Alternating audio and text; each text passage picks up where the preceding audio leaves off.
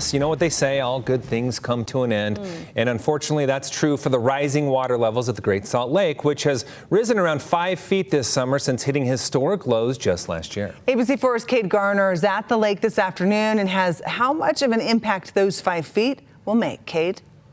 Very soon we're going to start noticing that water levels here at the lake are decreasing, and they're going to continue to decrease throughout the summer. Now, this is something we see every single year, but state officials say this year is a little different in that water levels rose by nearly 5 feet, which is around double what we see on any given year. Unfortunately, this past winter was awesome and it helped us sort of alleviate some of our stress, but it's not the long-term solution. Interim Great Salt Lake Coordinator Marissa Weinberg says this winter It's just a drop in the bucket. bought the state some time to implement long-term solutions to keep the lake levels up. So where we can have a healthy brine shrimp population, where our mineral industry is able to operate normally, where we're able to get boats out of the marina for recreational purposes. But how much time did it buy? The level of the lake now, it's somewhere between where it was in 2020 and 2021.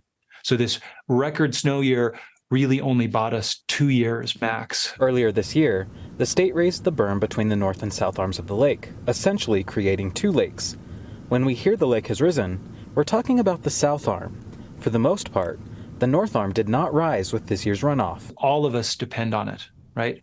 The air quality, the biodiversity of this place that we live and love, and our water security all depends on a healthy lake ecosystem. BYU Assistant Professor of Ecology Ben Abbott says even with the south arm rising, about half of the lake bed remains exposed. The fact that the Great Salt Lake is a new dust source and is so close that this is not a problem that's just going to go away on its own. Researchers at University of Utah found that in 2022, the exposed lake bed was responsible for about 1/4 of dust pollution along the Wasatch Front. We've got to move fast. You know, we have literally no time to waste. Even if we do everything we can right now, we're going to be bumping up against the wire. And if we delay even a few months, we're not going to make it. Abbott says Utahns need to continue conserving, and the state needs to codify minimum water levels at the lake to ensure that enough water is conserved to be sent to the lake in times of drought. Again, when we say the lake has risen by 5 feet, we're talking about the south arm of the lake.